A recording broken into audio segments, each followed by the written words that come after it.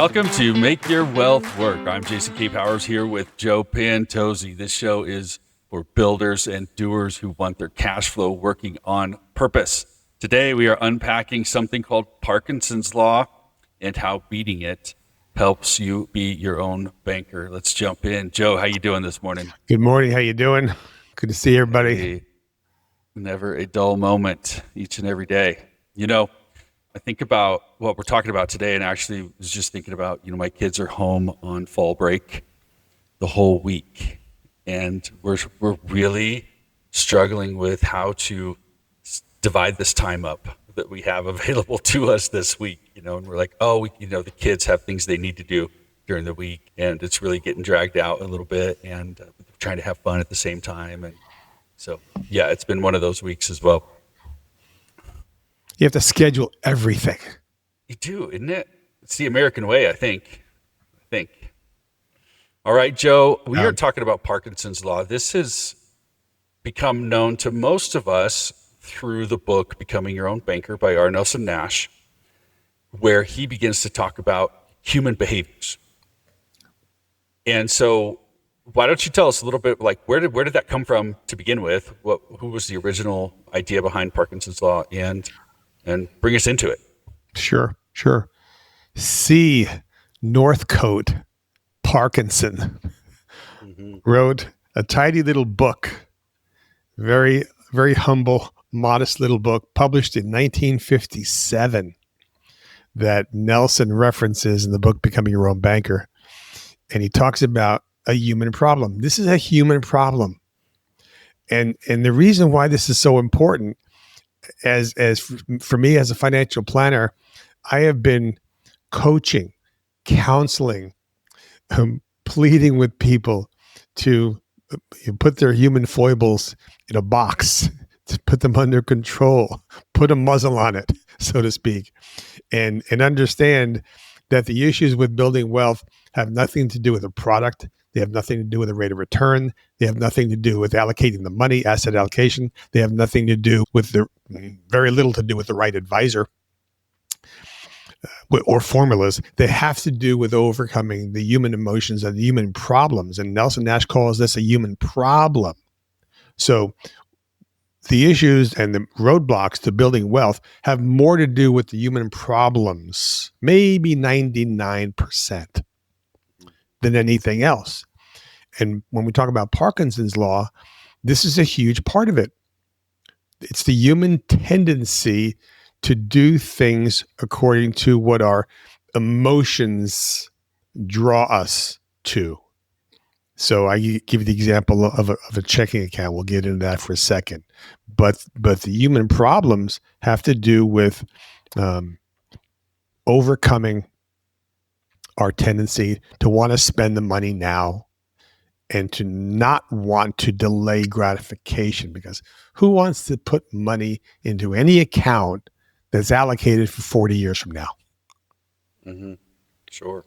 Okay. Yep. Well, let's define Parkinson's Law for the listener today. So in Nelson Nash's book, Becoming Your Own Banker, it is, for those of you who have the books, you can pull it up on page 28 on the regular publication of the book. No idea on the Kindle versions and stuff like that. But the human problem is Parkinson's Law. So the author was Parkinson, and he really was the one who pointed this out. But it's three parts. The first part is work expands to meet the time envelope allowed. Work expands to meet the time envelope allowed. The second part is a luxury once enjoyed becomes a necessity. And the third part is expenses rise to equal income. Okay, so work expands to meet the time envelope allowed, the luxury once enjoyed becomes a necessity, and expenses rise to equal income. We're going to break each of these down today in a short time for you so you can understand kind of what we're talking about.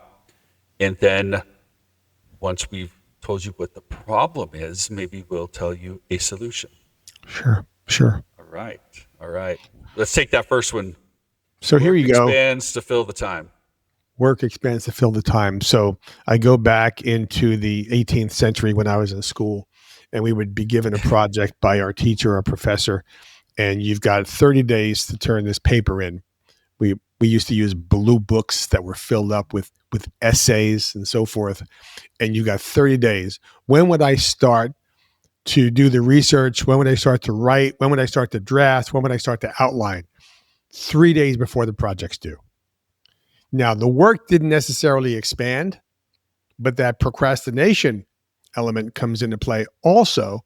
Well, I got 30 days to take care of it. I certainly don't need 30 days. Maybe I'll think about it for 27 days, and I'll start actually doing the work 3 days before it's due, because that should be enough. Yeah.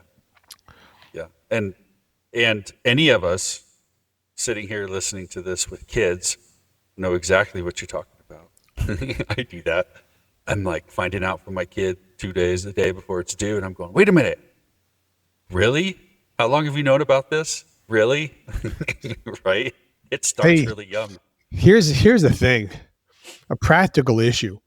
I've come across clients or prospective clients who say to me, I kind of think I should start thinking about retirement and planning for retirement and putting some money aside for retirement. Great. Happy to help you with that. How old are you? 56. Yeah. Or sure. Older. Wait a minute. You knew this time was coming. Yes. And you didn't get there. So now that we're here, we better triple up. Yep. Okay. And that's an interesting point too, because I talk to clients all the time and we have this conversation, right? And that comes up, or not even clients, just people out and about, talking to friends or whatever. We're at dinner, somebody mentions something. And it's this, I need to save for retirement. I need to start figuring something out for retirement. Now, certain sectors of people aside, like real estate investors, the conversation, if I were to ask, well, how are you going to do that? 9.9 out of 10 say, well, they mentioned some qualified retirement account. I've got to start putting more money into my 401k or my Roth or my IRA. Okay. Because that's the only thing that most people know. And I love the industry we're in and teaching people there is other ways also. This is not the only way, and it's a big deal. And it's eye-opening for people who had never knew that. The first time I heard about the infinite banking concept, for example, I didn't have any idea you could do things like this. And certainly no idea that you could use it as a supplement or other for retirement. So it's great. Now I mentioned real estate investing. I was going to talk about real quick one example. Another example is of work expands to meet the time envelope allowed. In real estate investing, if you've ever done that, or if you've ever hired a contractor to do construction work for you of any kind. So if you've got a duplex, imagine you've got a duplex and you've got 2 bathrooms, one in each unit. You have to remodel. Exact same size, exact same remodel. First remodel, contractor went in there and he did the full remodel in 2 weeks, let's say. And you're like, great, that's awesome. We got it done in 2 weeks. The next one, you don't really need to rent out for another month. And you let him know this. We've got a month to do it, but you assumed, well, he already did it in 2 weeks one time, so he can do it in 2 weeks another time. But you just gave him a month. How long do you think he's going to take to do it? He's going to take a month to do it, right? That's just what happens. And that's just human nature, right? This is human behavior, which we're talking about today. It's just human behavior. We do it all the time in all kinds of areas in our life. So one element which I think comes into play here, because people tend to procrastinate with everything in life, they also maybe assume or presume that the magic 10% will work. Well, if I start saving 10% of my income, what'll that do for me? I have no idea. Maybe Yep. if you started saving 10% when you were 15 years old, maybe that would be enough. But now, since you waited till you were 48 years old or 58 years old, maybe the number isn't 10%. Maybe it's 45%. And so when I mention some number that's completely crazy, they'll say, "Well, that's impossible." Sure, that's impossible because you've allowed other elements of Parkinson's law to creep in, and that 10% has no relevance to you whatsoever when it comes to achieving a goal that you're going to need, or a critical mass of dollars you're going to need in an account by the time you hit Independence Day. And so clients have looked at me, or people have looked at me and said, "You put how much in your family banking system?" And I tell them, and I love the word that one client mentioned to me about 35, 40 years ago. He said, "That's obscene." I said, "Yes, Yeah. I am putting obscene amounts of money into my family banking system." And now it's growing to the point where I'm earning much more in annual credits to my system than I'm actually putting in. Hmm. And as Nelson taught us, your system is going to get better every single year, and there's nothing you can do about it. Hmm. And that goes to the attributes of a life insurance policy, which we'll get into. Yeah.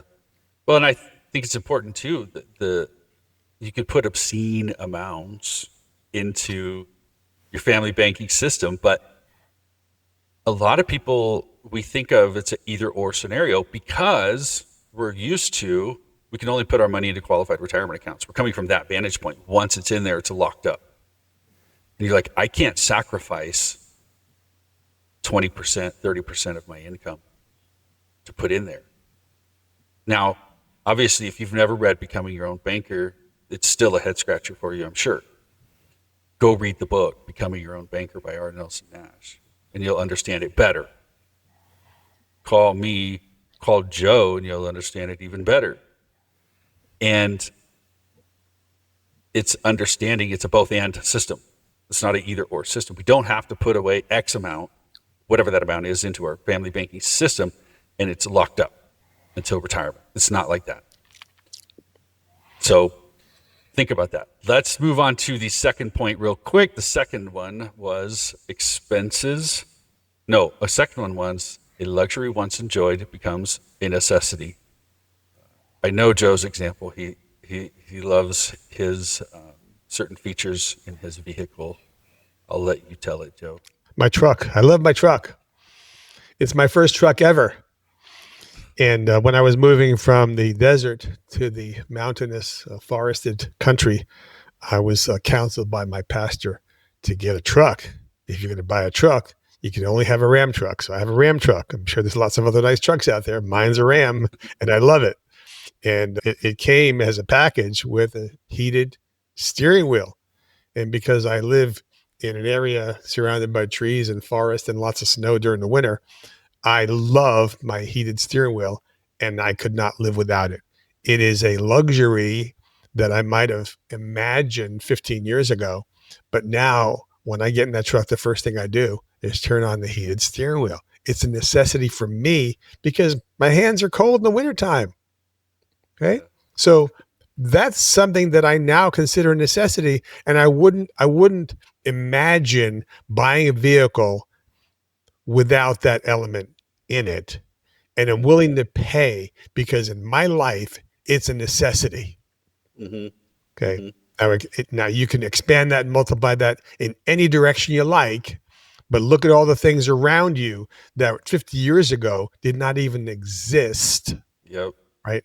I don't, I don't move from one room to another without this necessity attached to my hip, which is my iPhone. Yeah. It's a necessity now.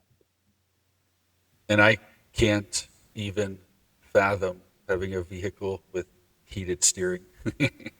That's funny. But someday I'll probably be sitting in your shoes going, you guys, There you go. everybody needs this, you know. I do think about I spent about 14 years, not quite 14 years in a house with no air conditioning. And it became the norm for me originally out of absolute necessity. What choice did I have?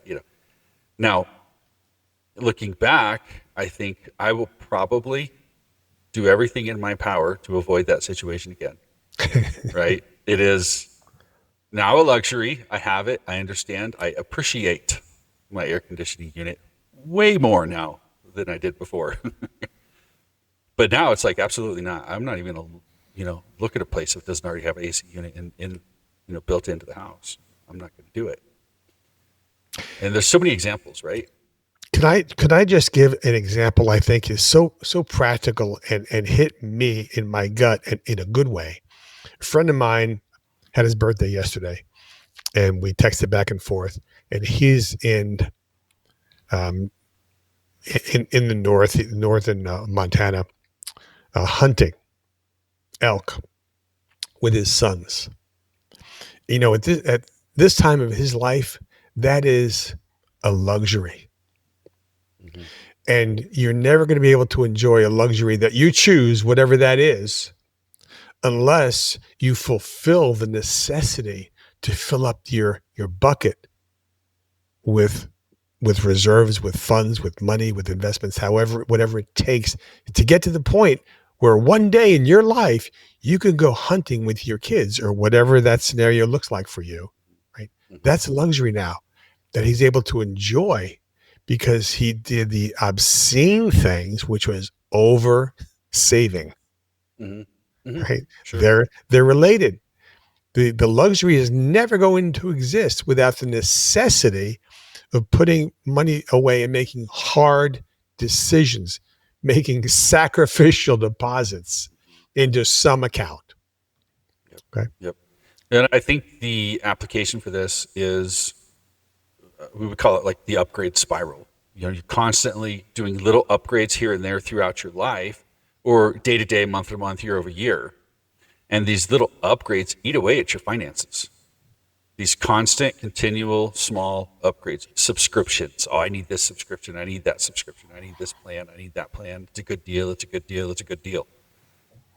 And it constantly eats away at your income. So just being able to get your head wrapped around that and see what's going on to identify it and then decide, would it be worth not taking advantage of this said deal at the moment? Okay.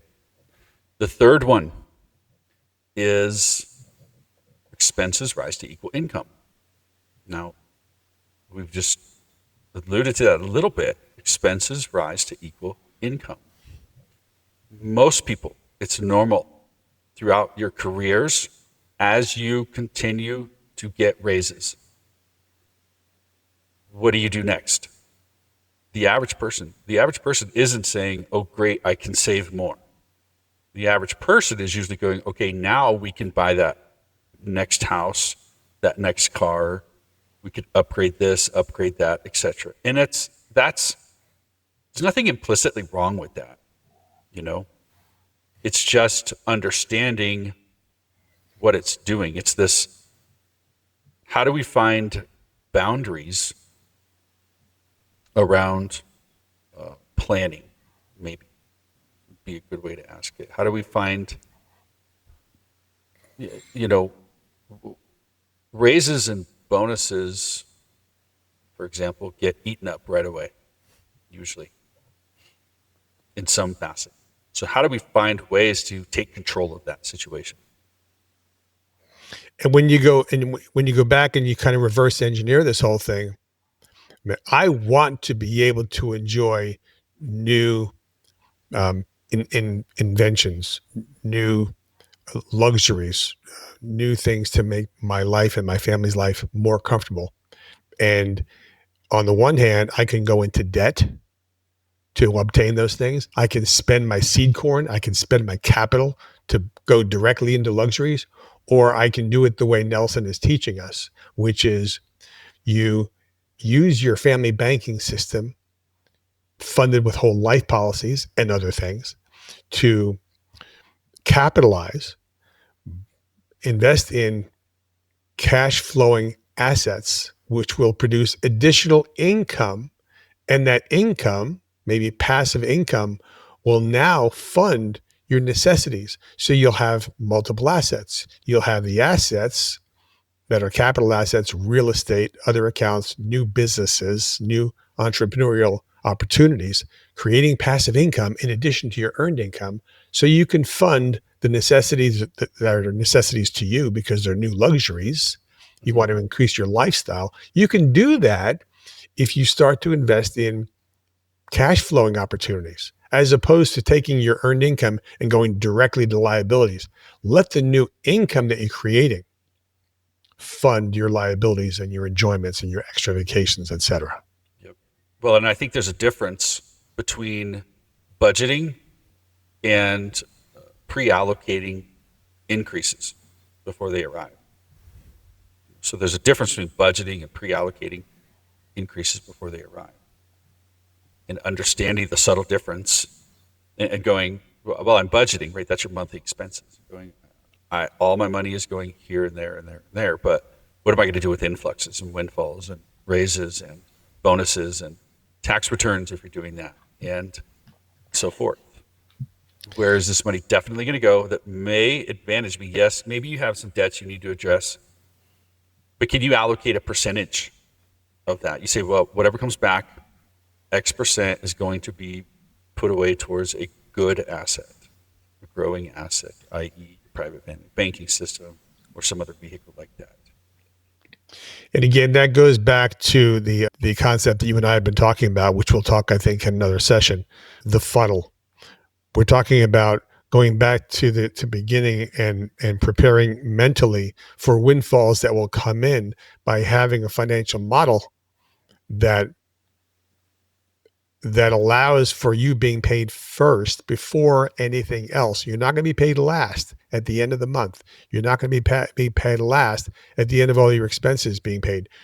You hardwire you're being paid first at some high level, and start imagining, dream building, putting out 20%, 30%, 40% of your gross income into some kind of a savings vehicle or a savings system or a methodology that's going to allow you to be a millionaire, to use a crass term, allow you to be a millionaire at some point in the future. Yeah. And so, God forbid I oversaved. God forbid I wound up at Independence Day and I have a couple of $1 million extra I really didn't plan for and don't really need. Well, we have a list of a couple of 1,000 charitable causes that you can start to get involved with now and pick your own. There's plenty of needy, worthy causes. And why not create a financial system in your life where you can create a footprint and leave a footprint that's bigger than the one that you consumed and occupied yourself? So as opposed to working toward the minimal, work toward the optimal. Start thinking about giving yourself permission to save way more than you ever imagined you'd need to save. Forget about need. If I wanted to deal with need, I wouldn't need 2 vehicles. You can get along with one. It's not about need. Americans don't have to deal with need. Let's think about the optimal that we could do, not only for ourselves, but maybe in the community and the world at large.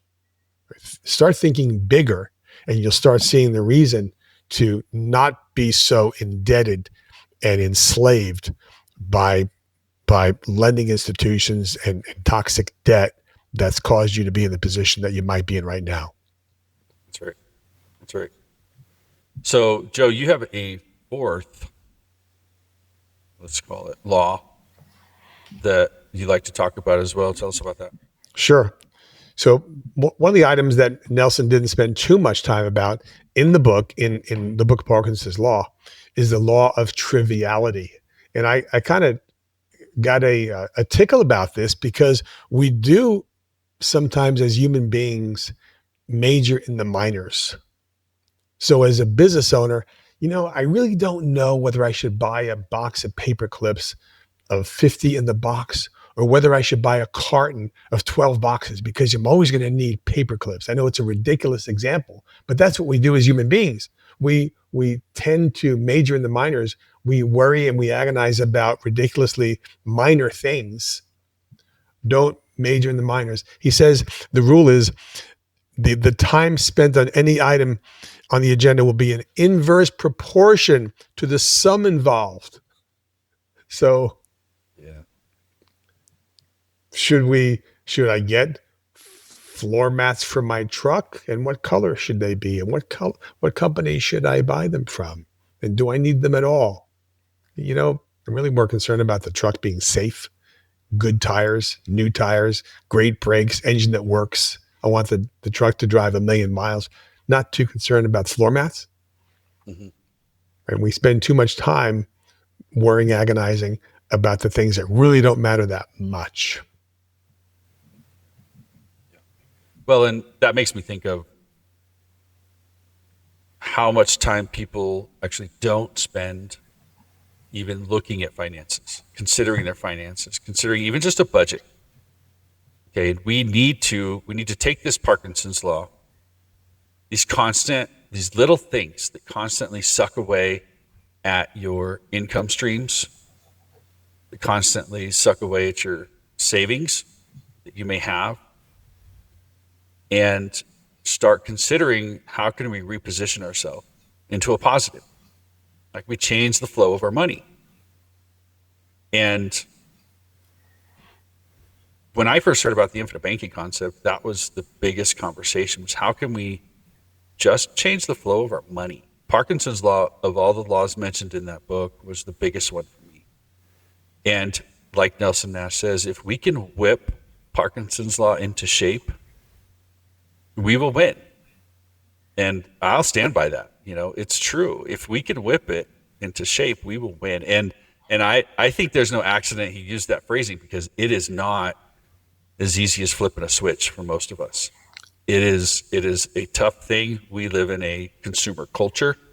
We live in, right now, an environment where things are getting very expensive in most areas of the country. Right. And how do we keep ahead? I understand there's struggles, but how do we intentionally put our money into areas that are going to help us rather than hurt us over time? And that's why I think infinite banking is one of the greatest vehicles out there to help you do that along the way. And before it's a vehicle, it's a concept. That's right. It's got to grow and take root and ruminate and season and simmer. And it's got to get excited in your mind. It's a concept. You have to own the concept. And one of the ways that I encourage people to think about it is not spending too much time on this, but look backwards, right? The devil owns the past, so really don't spend too much time on it. Spend a second or two or three and think about all the money that has slipped through your fingers for whatever reason, and just coach yourself and say, I'm going to do things differently in order to get a different result.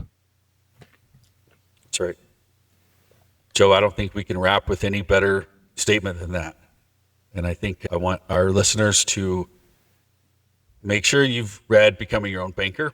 I think that's the best place to start when it comes to this concept. Reach out to myself or Joe. You can reach us at alphaomegawealth.com/podcast. You can see previous episodes, subscribe on your favorite channels, and share this with someone who needs to hear it. We kind of kid. We're like, it's like evangelizing infinite banking. It's telling the 10%, as we say, getting the word out. More people need to know about this because it's for their own good, right? So reach out to us. Thank you guys for listening today, and catch us at alphaomegawealth.com/podcast. We'll see you on the next one. Good day.